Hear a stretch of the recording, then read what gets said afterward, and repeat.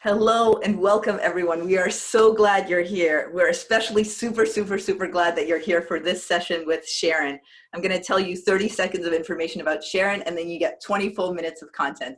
I'm Senya, this is Sharon Dangzer, and she has written this incredible book called, she didn't know I had it in my hands, called Super Productive. It says 120 strategies, and it's literally, I mean, it's dense with things that you can open it up and say, oh, I should try that today. Oh, right, I should remember to do that today. So we love Sharon. Sharon's clients love Sharon. Sharon is just, we're very excited that Sharon is here. She's one of our coaches and she's going to talk to us about productivity. So now she'll be sharing her screen and this will be 20 minutes of content, and at the end we'll have Q&A. So feel free to type in your Q&A at any point. She may answer some during the middle as well. Sharon, all you. Welcome. We're so glad you're here. Thanks so much, Senya. All right, so let's get this PowerPoint up with some fun slides. So today in the next 20 minutes, I want to share with you some strategies on how you can create some structure to successfully work from home. And just as a heads up, there are great programs every day through Silicon Valley Coaching. I will be coming back on April 6th for a second part of this, which talks about connection and well-being as well while you're working from home. But for today, we're going to focus on structure. So the first thing I thought I would mention, and which you're probably all aware of, is that when we were in normal times a month ago, and you were going to work, you probably had some kind of morning routine. And to the extent that you can think about the things that you were doing and maintain those routines, it signals your brain that it's a day when you should be paying attention and focusing. So things like waking up as if you were going to the office, getting out of our pajamas, I'm sorry to say, taking a shower and putting on clothes. And for those of you who have the new challenge of kids who are homeschooling, they also are used to having a morning routine. So you might want to check in with them and ask, you know, when you were going to school, what 2 or 3 things were you doing every morning? And you might find that they answer, well, I was making my bed, we hope. And then I would take a snack from the snack drawer and put it in my backpack. I'd give you a kiss on the cheek, and then I would get on the bus to go to school. Well, the truth is, other than getting on the bus to go to school, they could still do those other things. And those things for them will train their brain and prime their brain to know that it's a day where they have to do schoolwork.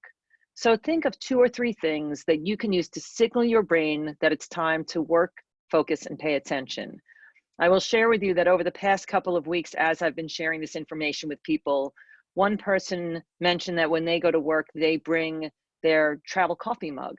So there's really no reason why you can't use it at home as well. It's just something that's part of that daily routine. And other people actually will leave the door of their house, walk out and come back in to signal that now they're doing something different. So really the idea here is to find out what is best for you to give that message to your brain that it's time to focus and pay attention.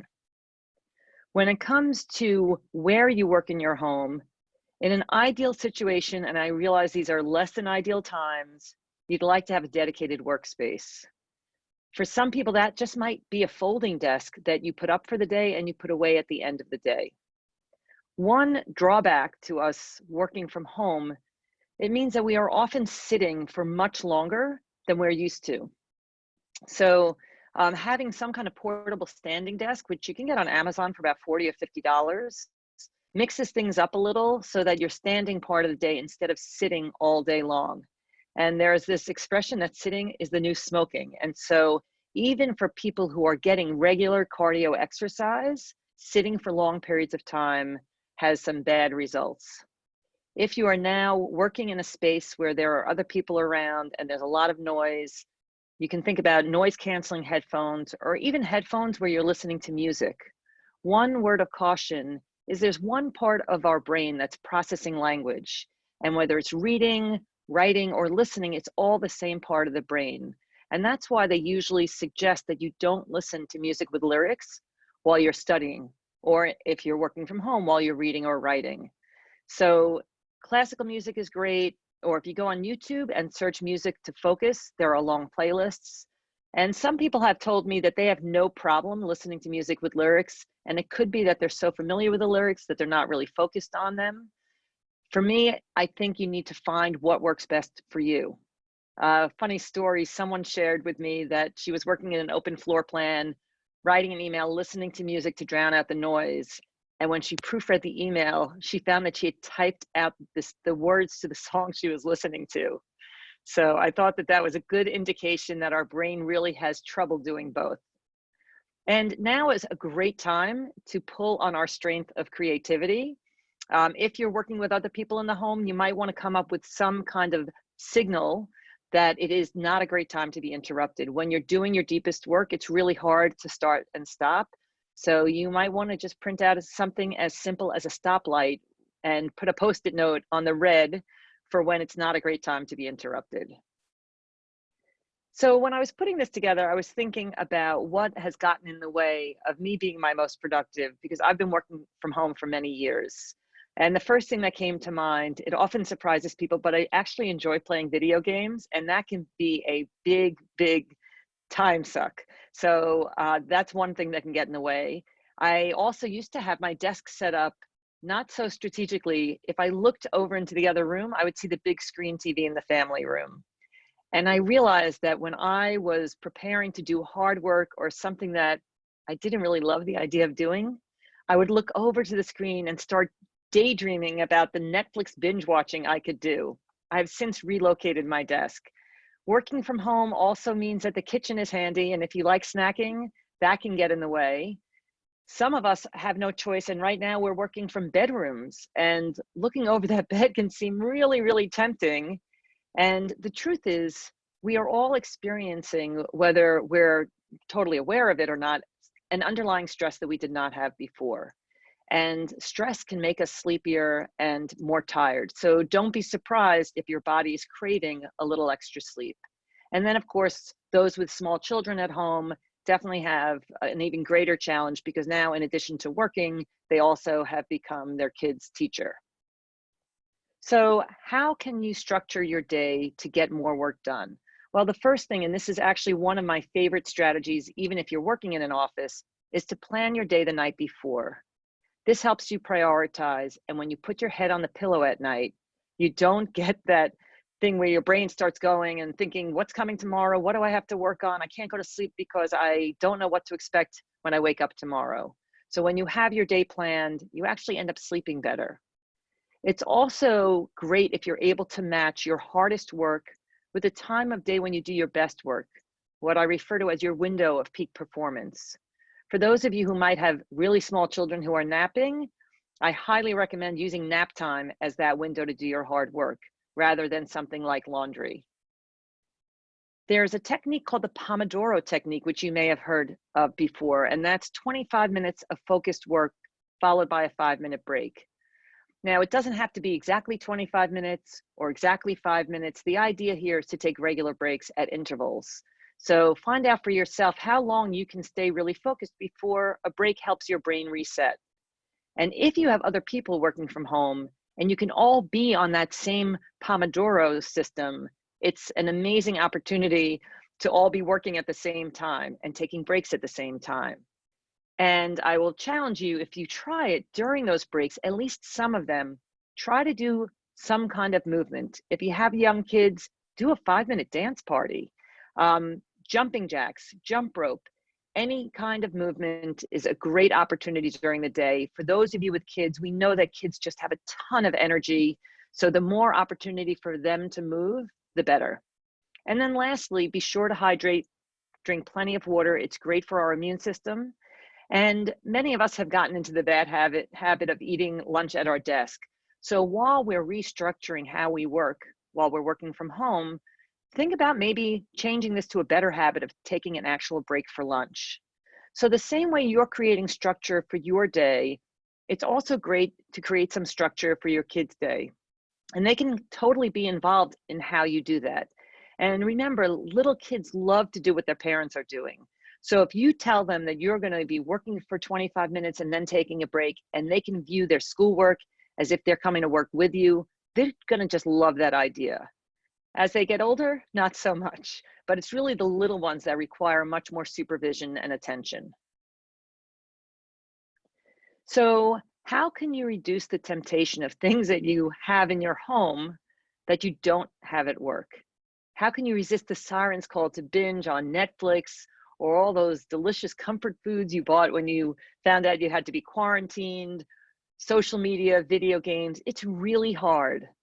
My suggestion is to create some boundaries and rules for yourself and perhaps for your family collectively. Maybe you jointly decide, because if you're trying to get work done and somebody is playing video games in the room next door, that's going to be really, really challenging.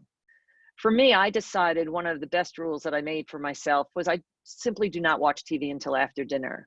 Dinner for me is my transition from my work day to my home day, even though I'm in the same place. And so while I really do enjoy binge watching on Netflix, it's not happening until after dinner. Also, we have a huge influx of information coming at us around information concerning the coronavirus. So not only is it coming in constantly, but it's also fairly negative. So for two reasons, you'd like to limit that. One is so much negative information is really going to drag you down and make it really hard to focus. And the other is it's just distracting and interrupting you from getting any work done. So airplane mode is an amazing feature to get deep work done, and even turning off your notifications. So notifications on your computer were built in at a time when we needed a reminder to check our email. That's really no longer the case. So use those as tools so that you are distracted less often. And then lastly, the same way we had something at the beginning of the day telling our brain that it's time to work and focus, it's great to have some kind of routine at the end of the day for the same reason, to trigger to your brain, prime your brain that it's time to rest and relax. So it could be that idea of taking the last 10 minutes of your day planning for tomorrow, where you go through your to-do list and you go through your calendar and you figure out what's what. Or if you have the luxury of working in a separate room in your house, it could be as simple as shutting off the light and closing the door, or even shutting down your computer for the night. All of those things, if you make it somewhat of a ritual at the end of each workday, will prime your brain to know that it's time to rest. So that's pretty much all that I had for the strategies for working successfully from home as they relate to structure. I'm going to go through them now one by one as a quick reminder. And my hope is that you'll be able to pull away one or two, really the low-hanging fruit where you think, oh, that's pretty easy to do. I can do that. And it's going to have a positive impact on my situation. So the first is to wake up as if you're going to the office. Get out of your pajamas, take a shower, put on clothes. Create a morning routine that will prime your brain to let it know that it's time to pay attention and focus. Dedicate a workspace in your home. If you find yourself sitting for too long, consider a standing desk or headphones to drown out noise. What gets in the way? What are your obstacles to being productive working from home? And what boundaries or rules can you create that will help you with that? Plan your day the night before. Match your hardest work with the time of day when you work best, with your window of peak performance. And take breaks. Try using the Pomodoro technique and see if you can cycle between concentrated focus time and then a short break, adding in some activity whenever possible. And don't forget to hydrate, drink plenty of water, and take a lunch break. Taking a lunch break is also an opportunity. You can socialize with people in your home or have a virtual lunch with a family member that doesn't live in your house, or a friend, or maybe a senior citizen who might be feeling very alone. Create an end of day routine that will prime your brain that it's time to rest and relax. So these are the 12 strategies that we've covered today. Pick just one or two. There's always time to go back and grab more, but it's easiest for us to change one small thing at a time. So let's see what questions we have. Senya, do you want to share with me what's been showing up in the chat box? Yes, two main things have been showing up in the chat box. One is people are loving your airplane mode. So some people are Good. replying, I have tried it, I swear by it, I have to do it. And other people are saying, why have now you never thought about that? Why do I only use that on airplanes? And I'll definitely give it a try. So that seems like it struck a nerve. And then one person said, love the Pomodoro method, just learned about it this year and find it super effective. Fantastic. Are there any other questions? What questions do you have for Sharon? And Sharon, could you put up your last slide, the one with the things people can try? And I'd also love to ask people, what are you going to try? Of these, which one do you want to try? What's something that's just a little new, or like Sharon said, the low-hanging fruit? So 2 questions for you. Which of these will you be trying? And what's a question you have for Sharon, which you can put into the chat or the Q&A, anywhere. We're easygoing here.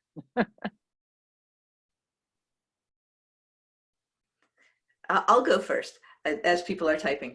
I'm at a standing desk right now, but my sitting desk, just like your Netflix, TV, and your your video games, it's always so tempting. So for video calls, I'll get on my standing desk, but I will do more of your number 5, but just use it. I have it, but actually use it more. That's great.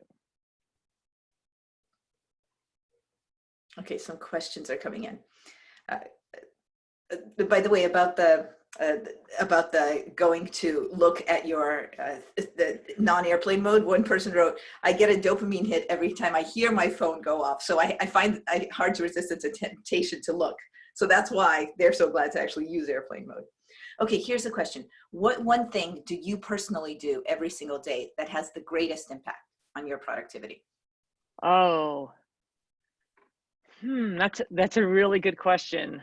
So I have to say I have been putting my coffee into my travel mug as a signal that that this is sort of a work day, and it keeps it hot. And I like to have a lot of coffee, so I think that definitely helps. And also, hard and fast rule: unless it's pouring rain out, I get outside to run or walk for about 2 miles, and I actually schedule it into my day. And last week, there was one day that was really rainy. I did not get out. And then the next day, it was raining also. And thankfully, it cleared up. Not that you can't walk in the rain. I don't know where that idea came from, but somehow I'm less inclined. And as soon as it cleared up, I went outside. So some people are on lockdown where they're not actually allowed to go outside. And I don't know if people who are on the call are in that situation. That certainly is extremely challenging. While you are in a place where you can still get outside, I would absolutely take advantage of it. Mm-hmm.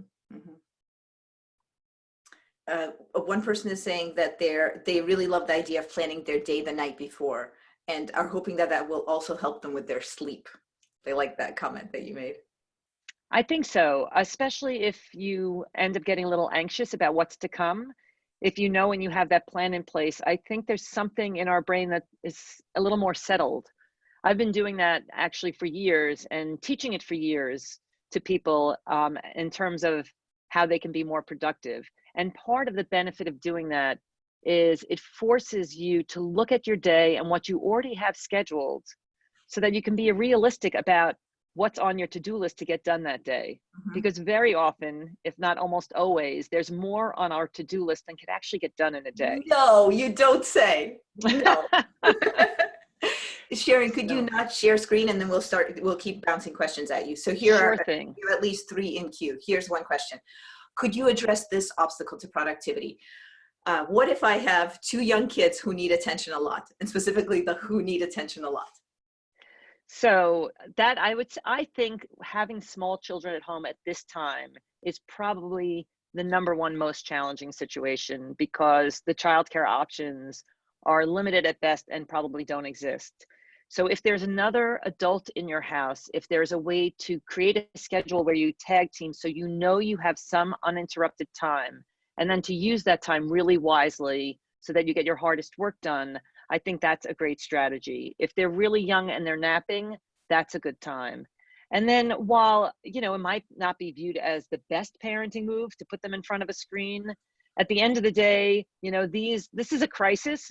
I'm all for do what you need to do. So that's my 2 cents. At least 3 options.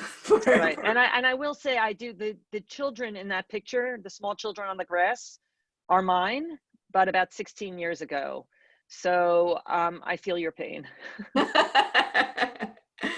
Okay, here's a question. How do we replace the intangibles of being at a workplace? The coffee machine, the bumping into people, etc. So that's so relevant and important because we are feeling isolated and alone, and we are humans. We like human connection. And I'm happy to answer that question. There will be much more about that on April 6th when I talk about connecting while you're working from home. But I think generally it's staying as connected as you can with your colleagues because you're used to seeing them in the office. So using Zoom is a great feature, FaceTime. I definitely am a proponent of using video whenever possible. I think it's a different experience than just the audio, but even just the audio is fine. And outside of colleagues, family, friends, I think many people have found that they are reconnecting with people they have been out of touch with for years. My husband, who was really into theater in high school, actually had a Zoom call last week with 14 people, and they did some kind of karaoke. He had a ball. He had not been in touch with these people for years. So anything that you can do that's going to generate that positive emotion and connection from seeing people, even if you're not physically with them, I think is going to really sort of help you through this time.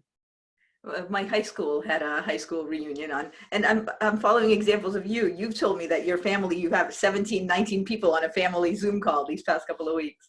Yes, every Friday evening at 6:30, my brothers and their kids and my kids, we all get together. Where we're all spread out around the country, and I think we had over 20 on the last call, and it's really nice. And I'm going to miss that when we are allowed out of the house. To tell you the truth, That's true, actually. My high school has never, in all the time that we've been on Facebook or wherever it is, we've never done that other than, but yeah, but it's also sobering. Out of the 16 we had on, 3 either had the coronavirus or had it. So that, and we're from all over. So it's intense just to even see.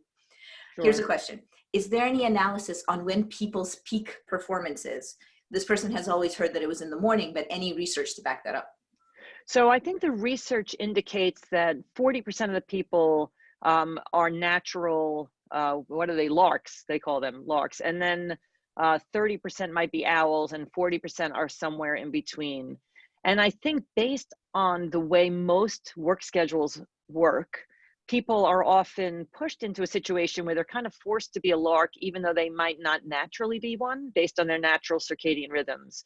But it's really a very personal thing. And you can use this time at home to kind of get a better sense and pay more attention to what time of day or after what kind of activity that you're doing, do you get your best work done. I know for me that right after I exercise, my brain is on fire, ready to go, and I get so much hard work done really fast. So I think for everyone, it might be different. Some people tell me that after they work out, they feel very sluggish and tired.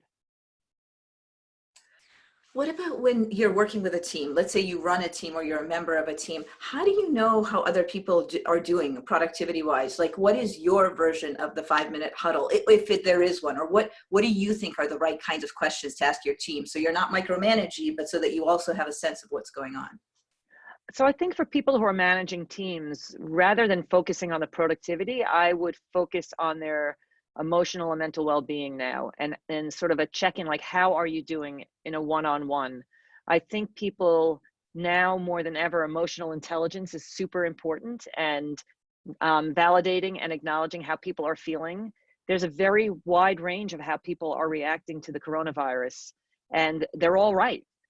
However somebody is feeling, that's right. And what we do know from research is that when you can label an emotion, it actually reduces the intensity and duration of that negative feeling. And that's really important. I found for myself about 3 weeks ago, so as a productivity consultant, you can imagine I liked things in order. I like to plan, and I do okay with a little uncertainty. I don't do so well with a lot of uncertainty. So if you back up where we are to 3 weeks ago, there was a ton of uncertainty. And I became a little unhinged. I got to be honest. I was really anxious and I thought, what is going on? And, when I sat with myself for a little bit, I realized I was anxious because there was a lot of uncertainty. And for me, that causes stress. I can't plan my way out of something that is completely unknown. But as I spoke to other people about it and was honest about how I was feeling, and people shared with me how they were feeling, and I was able to listen and acknowledge and validate how they were feeling. All of that really helped me. So I think it's just really important that we be empathetic of how other people are feeling, even if that's not exactly how we're responding to the situation. So really just ask more about the person than about what is the work that we're all getting done together. Right. And I think once you can sort of find your grounding, your emotional grounding, I think the work will come. Okay, we've got 2 comments for you. One is, love the suggestion about getting small kids on your program. So, just that whole mom's working or dad's working and here's how you work. Any suggestions that may resonate with teens? I've got a lot of those. Wait, you have a lot of teens or you have a lot of suggestions? No, a lot of teens. I could use some suggestions. Well, so right now I only have one at home who's 17, and she's been fantastic. She's in school basically in the morning, but every afternoon she's just being incredibly active. So fortunately she likes that. So she's gone out bike riding at a distance with a friend. She goes out running, she goes out walking, but she wants to come out of this feeling really fit and good about herself, not like she's been sitting on the couch binge watching Netflix and, you know, eating bonbons. Not that we have bonbons in the house, but you know, you She's get the the daughter picture. of her mom. She's like, what can I do this time? I have to do this. What can I do? Yeah. So, and then with the little kids, one thing that I was thinking that could be really creative, if they buy into this idea of going to work with you, I would make them like a little fake employee ID. Just for fun, you know? I've been meaning just to write on LinkedIn or Twitter. It's, I think it's April 23rd this year or somewhere around then. It's work, take your kids to work day. Every day is take your kids to work day. I would be surprised if mine, yeah, you'll probably see heads coming in. So every day is take your kids to work. All right, we have another comment for you. It's this. When your environment is the same all day, the lines get blurred regarding what your role is at any moment. For example, you could be working and unavailable, but being in the same space. You could be relaxing and be able to socialize. So it's just tricky. I know I'm talking about not being distracted by kids while you're working. And so the last thing this person said is, it's important to set those routines and to help us create that mental transition, like you were saying, the boundaries. I think one danger is if you don't do that, it's really the danger is that you end up working all the time and your brain never gets to relax.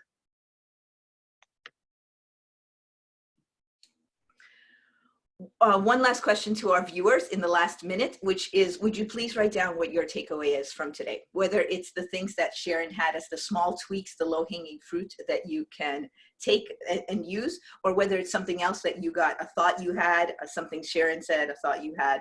So please give us a few of those. We will, somebody wrote a note. One big thing is just lock kids outside your door. Okay, so here are some comments. People are liking the don't wear your pajamas room. Some people are saying structure. One person saying structure is good. Then we had actually on Facebook, which is concurrent with this, a lot of people are liking suggestion 7, which is plan your day in the evening before the next day. All right, we're gonna leave the last word to you, Sharon. Hydrate, people are liking hydrate. They're liking that routines are even more important now in the work from home timing, to take breaks, to make the transitions even more seamless. And then people are just saying, thank you for your wisdom. And the takeaway is to send the webinar link to his entire team, as this was fantastic, short, concise, and helpful. We leave the last word. Well, that made my day. That made my day. Just stay safe and healthy, everyone. Thank you, everyone, so much. All the best.